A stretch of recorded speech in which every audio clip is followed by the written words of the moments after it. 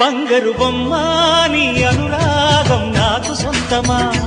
అల్లరి కన్నాయి అనుమానం నీకు న్యాయమా ఇది కరగని కల అనుకోనా కల కాదని ఎదురుగా ఉన్నా ఒళ్ళో ఇలా వాలిన పెన్నిది వద్దనగలనా వెయ్యేళ్ళిలా